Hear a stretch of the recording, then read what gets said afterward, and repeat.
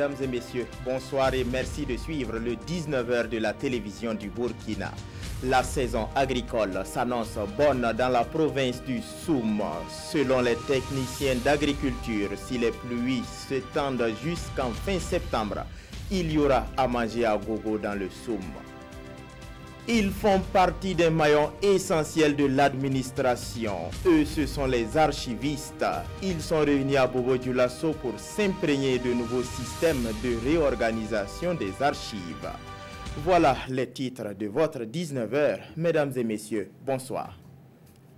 La campagne agricole 2018 dans la province du Soum présente une bonne physionomie. Les mots sont du directeur provincial d'agriculture. Il a effectué une visite des champs cette semaine et soutient que si Dame Pluie maintient le cap jusqu'en fin septembre, les greniers seront pleins à Djibo et environnants. Martin Zerbo et Lazare Sanou. Mi-septembre, c'est la physionomie de la campagne agricole dans la province du Soum. Malgré l'installation tardive des pluies, on peut tout de même garder espoir. La campagne humide se présente bien actuellement. Seulement, ce qu'on peut constater, les stades végétatifs sont hétérogènes. Et cela va de la levée jusqu'à l'épiaison.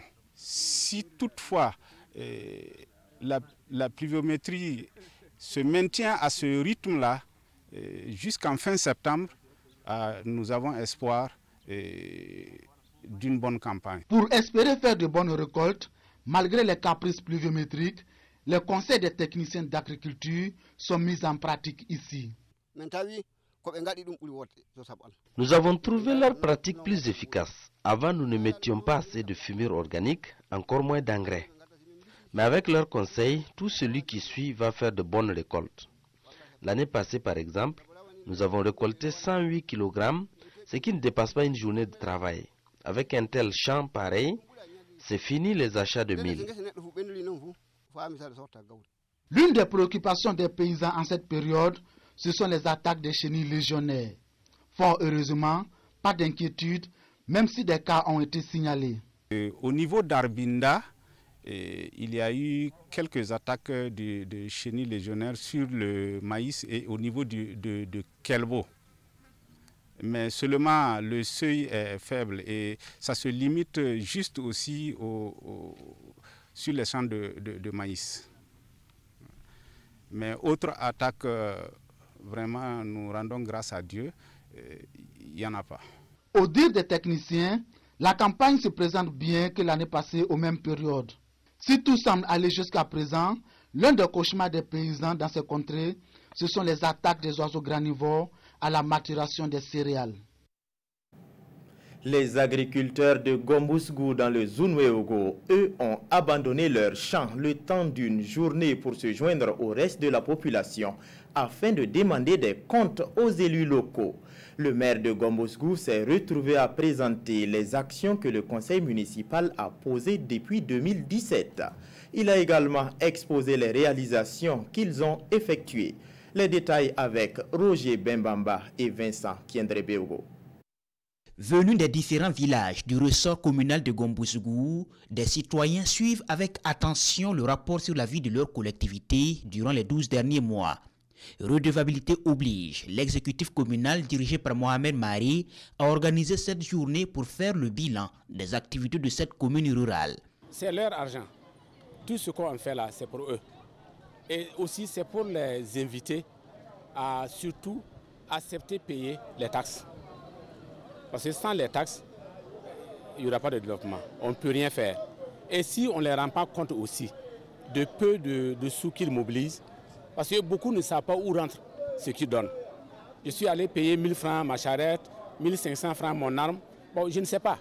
D'autres pensent que c'est le maire qui récolte. Il met dans son tiroir gauche et chaque fois qu'il a besoin d'argent, il tire pour enlever. Ce n'est pas ça. La commune, tant bien que mal, s'est évertuée à satisfaire les besoins de ses usagers et à réaliser plusieurs infrastructures au bénéfice de sa population, selon le maire. Vous voyez les photos qu'on a affichées. Voilà, c'est pour que si quelqu'un veut contredire, il y a les photos qui sont là. J'ai demandé même au conseiller, là où on a menti, ils n'ont qu'à prendre le micro dire que non, là où vous avez fait là, vous avez dit que vous avez fait telle chose, c'est pas effectif. Vu les efforts fournis au niveau des activités, on ne peut que vraiment encourager le maire et les conseillers et avec toute la population dans son ensemble pour qu'ils puissent vraiment s'engager pour l'abondement des activités. Sinon, c'est vraiment bien.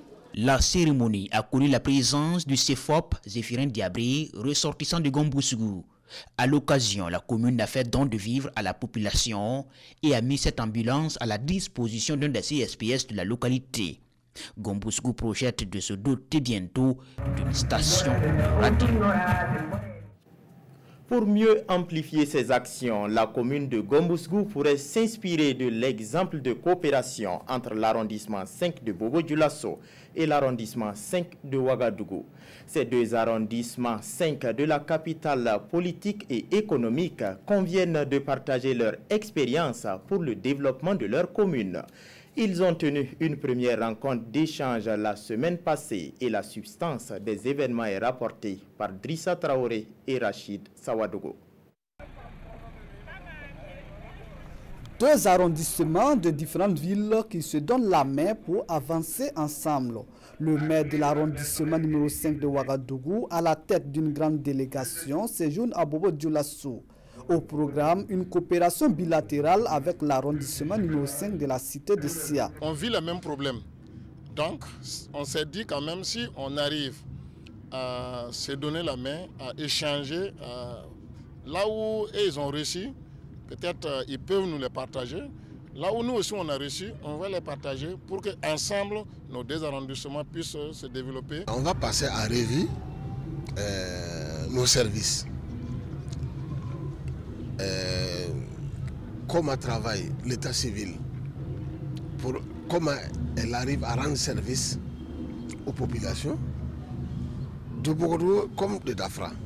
Les deux arrondissements ont en commun le chiffre 5, mais pour les élus locaux, ce qui les réunit va au-delà d'une simple appellation. L'arbre a été planté avant nous, avant qu'elle soit 5 et 5. C'était Dafra et Bogodou. Et je profite de cette occasion pour dire merci aux premiers qui ont posé le pas. Ce qu'ils sont en train de faire, ça montre déjà la volonté des populations et à voir les choses de la même manière. Ça montre également la vision des différentes autorités locales à voir les choses de la même manière. Alors donc c'est pour cela que je dis que c'est très symbolique et c'est important pour nous. C'est une première dans l'histoire de ces communes. Les travaux vont durer 3 jours et s'achever avec un conseil extraordinaire de l'arrondissement numéro 5 de Ouagadougou. La prochaine rencontre se tiendra à Ouagadougou, toujours avec la même vision. Restons à Bobo-Dioulasso où il se tient actuellement une formation des archivistes. Ils se familiarisent avec les moyens modernes d'archivage et se mettent au niveau des principes de réorganisation des archives. Aux côtés des professionnels qui prennent part à cette formation, il y a des étudiants de l'Université de Versailles, de l'Université de Koudougou et de l'École nationale d'administration et de magistrature. Dramanso, Drissa Traoré et Ismaël Saturnin, Paris. Ils sont là pour se doter de connaissances. Ceux-là ont envie de valoriser leur métier, le métier d'archiviste. Et c'est un partage d'expérience ici, entre archivistes français et leurs collègues de haut bassin. On prend les dossiers d'archives, on ouvre, on enlève la poussière, on ouvre et on classe. On regarde ce qu'il y a à l'intérieur et on analyse les documents. Et c'est avec tout ce long travail, ensuite, on pourra retrouver les documents, on pourra se servir de cette matière première, autant pour l'histoire de la région, que pour la bonne administration. L'objectif de cette formation de 10 jours est de redonner une seconde vie aux collections du journal officiel et les correspondances administratives de l'époque coloniale à nos jours, des trésors à mettre en valeur. Je pense que ce partenariat va durer pendant longtemps et permettra à nos archivistes et à nos archives aussi d'être mieux organisés et d'être à un niveau acceptable pour le bonheur des travailleurs, pour le bonheur des responsables administratifs de notre région. Cet atelier est une initiative du gouvernorat des Hauts-Bassins en partenariat avec l'ONG française Archivistes sans frontières. À terme, il permettra aussi de faire des propositions en vue de valoriser le métier d'archiviste, un métier qui est au centre de l'activité de l'administration et des collectivités territoriales.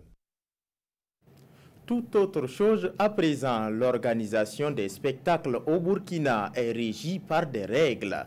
Cependant, ces règles ne sont pas chaque fois bien cernées et le député Ambroise Bationo veut mettre fin à cette méconnaissance. Il a ainsi remis au ministère de la Culture un ouvrage intitulé « Guide pratique de l'organisateur de spectacles au Burkina ». Plus de détails avec Roger Bembamba et Aruna Mari. Le député bienvenu Ambroise Bationo apporte son soutien au ministère de la Culture, des Arts et du Tourisme dans le domaine du spectacle. Une soixantaine de guides pratiques de l'organisateur de spectacles au Burkina Faso mis à la disposition du département par le parlementaire. Une boussole pour les acteurs culturels.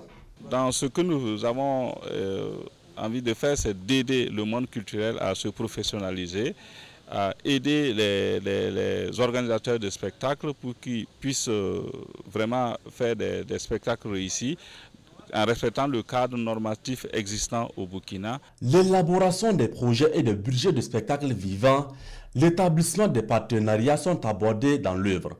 L'ouvrage de 112 pages aborde aussi la législation en vigueur en la matière. C'est une publication de Télésphore Bationo, un promoteur culturel burkinabé. C'est un milieu qui est très mal connu parce que les gens pensent que l'entrepreneuriat culturel, c'est du jeu, c'est de la distraction. Ils ne voient pas le côté valeur ajoutée. L'entrepreneuriat culturel est un acteur de développement qui contribue au développement de ce pays-là. Des ouvrages qui vont édifier les agents du ministère dans leurs tâches quotidiennes. Ces bénéficiaires rassurent quant à leur bon usage. Le ministère travaille dans ses missions régaliennes à professionnaliser les différents secteurs, que ce soit au niveau de la culture, des arts et du tourisme. Donc des productions intellectuelles de cet acabit-là permettent de disposer de référentiels assez sûrs pour orienter les actions des différents acteurs sur le terrain. Le personnel du ministère encourage de telles initiatives qui participent à la promotion de la culture burkinabé. Page sport de ce journal, le tournoi junior des élites en football a un nouveau champion. Il se nomme l'AFA-CB, entendez par là l'association football art et culture de Bobo-Dioulasso. En finale, l'AFA-CB est venu à bout de Royal FC, vainqueur des 2 dernières éditions. Après un score vierge et nul à l'issue du temps réglementaire, l'AFA-CB s'impose 3-2 aux séances des tirs au but. Retour sur cette finale avec Drissa Traoré et Yaya Dembo Tamboura. Ce sont les 2 meilleures équipes qui s'affrontent pour le bouquet final de ce tournoi junior des élites. AFAC-B en jaune noir, meilleure défense, seulement 2 buts encaissés contre Royal FC, meilleure attaque, 12 réalisations et double détenteur de ce trophée. La demi-heure du jeu est à l'avantage des Bleus. Le Royal FC assiège le camp adverse, mais peine à trouver la faille, à l'image de Ben Daouda Diakité. La FAC-B redresse la tête en fin de première période, sans toutefois non plus trouver le chemin du but, jusqu'à la pause, et même jusqu'au terme du temps réglementaire. 0-0.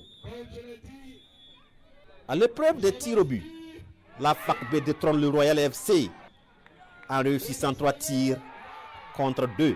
Comme le nom du tournoi le dit, c'est la porte d'élite. Et si vous avez remarqué, la crème de notre football, la majeure partie a passé par ce tournoi. L'objectif du tournoi que nous avons, permettre à ces jeunes-là d'avoir plus de compétition et pour étoffer un temps soit peu nos équipes et aller encore plus loin à l'extérieur. On est très content.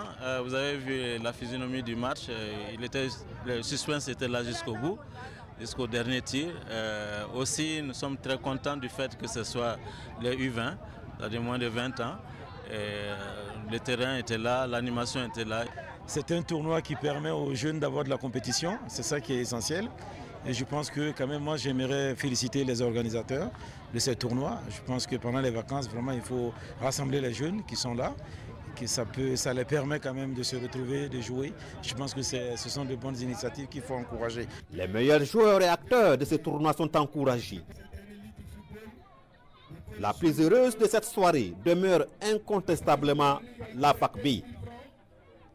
En plus de l'enveloppe financière de 100 000 francs CFA, les jaunes noirs s'adjugent le trophée après 8 éditions. C'est tout pour le 19h de la télévision du Burkina. Merci de votre aimable attention. C'est avec plaisir que je vous retrouve demain. Bonsoir.